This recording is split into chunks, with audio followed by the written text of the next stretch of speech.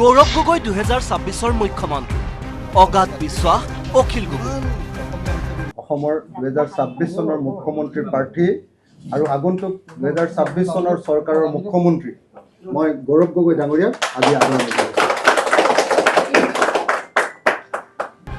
গৌৰৱ গগৈৰ চৰকাৰৰ মূল সেনাপতি অখিল গগৈ। পৰৱৰ্তী চৰকাৰৰ মূল শক্তি আৰু সেনাপতিক মোৰ ফালৰ পৰা শুভেচ্ছা জ্ঞাপন কৰিছোঁ। আৰু আমাৰ নিৰ্বাচনৰ পূৰ্বেই পৰস্পৰে ভগাই ল'লে পদবী। এদিন আগলৈকে ইজনে সিজনক পাৰিছিল কুকুৰে কাঁইট নোখোৱা গালি। এতিয়া পৰস্পৰে সাৱটি মজবুত কৰিলে বন্ধুত্বৰ এনাজৰী। এয়াই আজিৰ অসমৰ ৰাজনীতি। বহু বাদ বিবাদৰ অন্তত চূড়ান্ত হ'ল কংগ্ৰেছ আৰু ৰাইজৰ দলৰ মিত্ৰতা।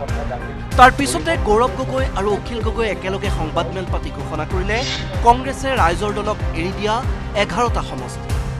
গোৱালপাৰা পূব আৰু গৌৰীপুৰত হ'ব বন্ধুত্বমূলক প্ৰতিদ্বন্দ্বিতা। শিৱসাগৰ সমষ্টিত আমাৰ মোৰ ফালৰ পৰা শুভেচ্ছা জনাইছোঁ অখিল গগৈ ডাঙৰীয়ালৈ মোৰ ফালৰ পৰা শুভেচ্ছা জনাইছোঁ। আৰু এই চেগতে মোৰ ফালৰ পৰা পৰৱৰ্তী দিনত শিৱসাগৰ বিধায়ক আৰু আমাৰ মৰিয়ানীক মোৰ ফালৰ পৰা মই জ্ঞানেশ্বৰী বৰাকো মোৰ ফালৰ পৰা মৰম যাচিছোঁ আৰু আশীৰ্বাদ প্ৰদান কৰিছোঁ। পল্লৱী গগৈ শইকীয়া, পল্লৱীক আমি সকলোৱে মিলি এবাৰ জিকাম। সংবাদমেলত বিজেপিক উৎখাতৰ হুংকাৰ দি অখিল গগৈয়ে ঘোষণা কৰিলে ৰাজ্যৰ পৰৱৰ্তী মুখ্যমন্ত্ৰী হ'ব গৌৰৱ গগৈ।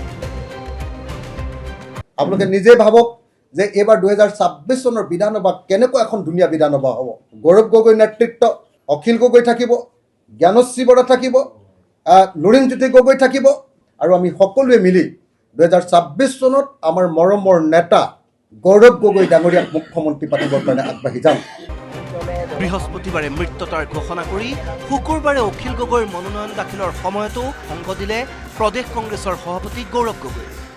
কিন্তু গৌৰৱ অখিলৰ মিলনক লৈ চিন্তিত নহয় মুখ্যমন্ত্ৰী। মুখ্যমন্ত্ৰীৰ স্পষ্ট কথা, 14 দিনত এই মৃত্যতাই প্ৰভাৱ পেলাব নোৱাৰে নিৰ্বাচনত। 2 মাহ আগত মৃত্যতা হোৱা হ'লে কথা বেলেগ আছিল।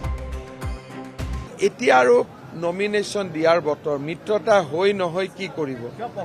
এতিয়া আৰু কি প্ৰভাৱ পৰিব? মাত্ৰ 14টা দিন ইলেকশ্যন আছে। আজিৰ পৰা মিত্ৰতা হ'লে 2 মাহ 3 মাহ আগত হ'লে বেলেগ কথা আছিল। আজিৰ পৰা হোৱা মিত্ৰতা কোন কাৰ ওচৰত যাব? এতিয়াতো সময় নাই। আৰু মইতো আপোনালোকক আগতে কৈ আছিলোঁ যে মনোনয়ন পত্ৰ প্ৰত্যাহাৰৰ দিনলৈকে আপোনালোকে এওঁলোকৰ কথা একো বিশ্বাস নকৰিব, লগ লাগিবই। মুখ্যমন্ত্ৰীয়ে বিৰোধী ঐক্যক নস্যাৎ কৰিলেও 26ৰ নিৰ্বাচনৰ পূৰ্বে 3 গগৈৰ মিলনক আদৰণি AIDF দলৰ সভাপতি বদৰুদ্দিন আজমলৰ। আমি ৱেলকাম কৰিছোঁ, হেৰি ভাল লাগিছে।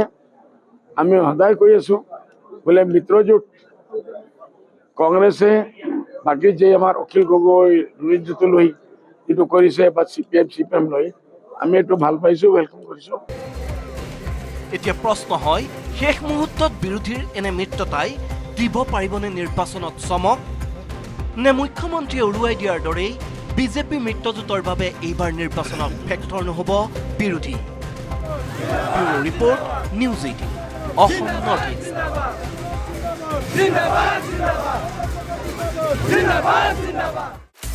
আপুনি বিচৰা বাতৰি পাব কেৱল নিউজ 18 এপত। নিউজ 18 এপ ডাউনলোড কৰিবলৈ স্কেন কৰক এই QR কোড। গুগল প্লে ষ্টৰতো পাব এই নিউজ 18 এপ।